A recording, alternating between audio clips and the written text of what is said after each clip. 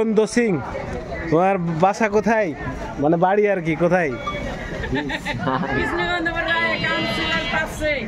কৃষ্ণনন্দপুর কাউন্সিলের পাশে। তোমরা আমরা যে দীর্ঘদিন ধরে স্বাধীনতার পরে বাস করছি একসাথে, তোমরাকে কি আমরা নির্যাতন করেছি? হ্যাঁ, কোন ধরনের? এই যে মোদী সরকার গদি মিডিয়া যে অপপ্রচার চালাচ্ছে আমাদের বিরুদ্ধে, যে আমরা হিন্দুদের উপরে অত্যাচার করছি, তো তোমাদের সাথে আমাদের কখনো কোনোদিন সম্পর্ক কি খারাপ হয়েছে? বলো।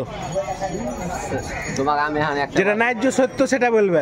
তোমাকে জোর করে তো বলাছি না। তোমাকে আমি এখন একটা কথা বলি। বলো।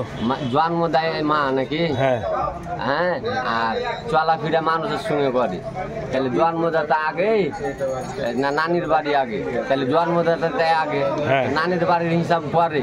হ্যাঁ, মানে ভারতের কথা পরে পরে আগে নিজের দেশ বাঁচাও, তারপরে স্বৈরাচারী হটাও। ঠিক আছে? হ্যাঁ ঠিক আছে।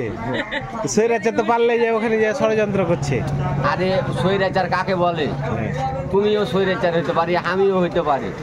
যারা খারাপ তারা কিন্তু স্বৈরাচার বলে। হ্যাঁ হ্যাঁ, তো ভারতীয় মিডিয়া যে অপপ্রচার চালাইছে আমাদের বিরুদ্ধে, যে আমরা ওই স্বৈরাচার, ওর বিরুদ্ধে আমরা তো মার জন্মভূমিতে আছি, আমরা ওর বিরুদ্ধে অ্যাকশন নিব। কিন্তু আমরা কি তোমাদের উপরে কোনো ধরনের অত্যাচার করছি? এই জিনিসটা পরিষ্কার করো। তোমার ধরে এটা কি, এটা তোমার পক্ষ থেকে তুমি বলো যে হয়েছো কিনা, তুমি কি নির্যাতিত হয়েছো? অত্যাচার করবে বলো, আমরা হয়েছো কিনা? তুমি হবো আমরা অত্যাচার খাবার মতন? আমরা কি বলে আমরাই তো মানুষ অত্যাচার করি।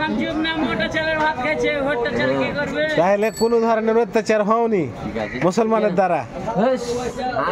মুসলমান আর কোনটার হিন্দু বুঝতে পারবে না অন্য দেশের লোক। মানে চলাফেরা করলে এরকম আমরা চলাফেরা করি যে কোনটা মুসলিম কোনটা হিন্দু এটা বুঝতে পারবে না নাকি? হ্যাঁ।